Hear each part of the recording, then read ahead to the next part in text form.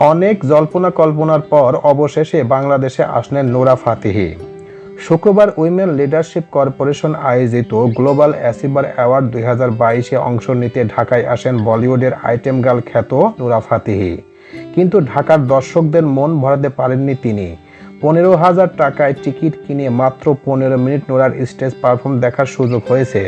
এটা প্রতারণা বলে মন্তব্য করেছেন অনেক দর্শক। কিন্তু কেন দর্শকরা তাকে প্রতারণামূলক কথা বললেন, সেই বিষয়ের উপর সংক্ষিপ্ত কিছু তথ্য এখন আপনাদের সামনে সংক্ষিপ্ত আকারে শেয়ার করব। তো চলুন মূল আলোচনায় চলে যাওয়া যাক।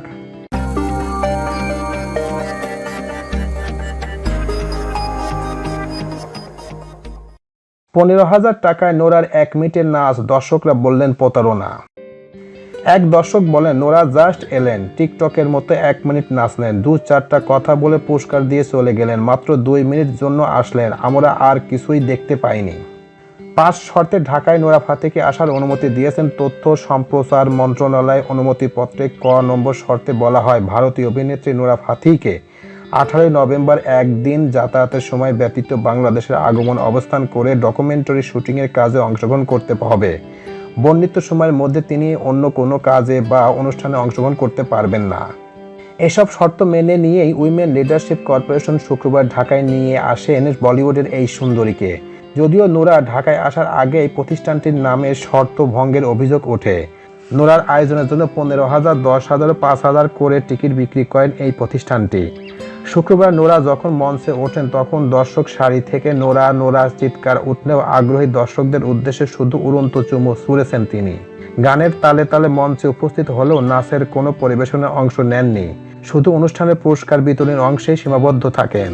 অনুষ্ঠান শেষে ভিআইপি টিকিটধারী এক দর্শক গণমাধ্যমকে বলেন, ভিআইপি কাস্টমার হিসেবে যে সম্মান প্রাপ্য তা কিছুই পাননি, আমাদের কোনো সম্মানই দেখানো হয়নি।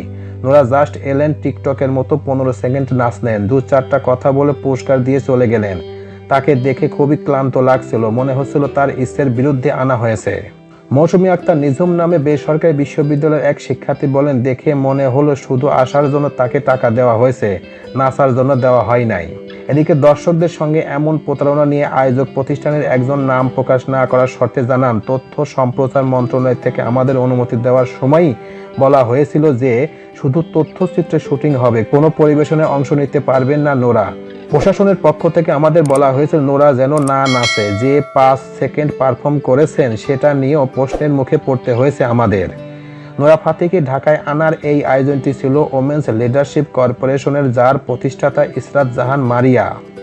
দর্শকদের নেতিবাচক অভিব্যক্তির বিষয়ে তিনি বলেন, নোরা পারফর্ম করার পারমিশন ছিল না, তাছাড়া তিনি 7 ঘন্টা জার্নি করে এসেছেন, অনেক ক্লান্ত ছিলেন, এই অবস্থায় কিছু বলার ছিল না। তো এই ছিল আমাদের আজকের প্রতিবেদন। উপরোক্ত আলোচনা থেকে আমরা এটাই বুঝতে পারলাম যে দর্শকরা খুব মন খারাপ করেছেন, কারণ 15,000 টাকা, 10,000 টাকা, 5,000 টাকার বিনিময়ে টিকিট কেটে নোরার পারফর্ম দেখার আশা ছিল অনেকেরই, কিন্তু নোরা এসে তাদের আশাহত করেছেন। নোরা এখানে এসে কোনো নাচেন নাই, কোনো কিছু করেন নাই, জাস্ট অনুষ্ঠানে অংশগ্রহণ করে জাস্ট পুরস্কার দিয়েই চলে গেছেন। এই কারণে দর্শকরা খুব মন খারাপ করেছেন এবং অনেক দর্শকই বলেছেন যে এইটা একটা প্রতারণামূলক কাজ।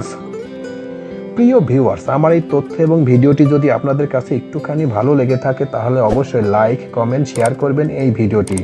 আর যারা এখনও আমার এই চ্যানেলটি সাবস্ক্রাইব করেন নাই তারা দ্রুত আমার এই চ্যানেলটি সাবস্ক্রাইব করে ফেলবেন।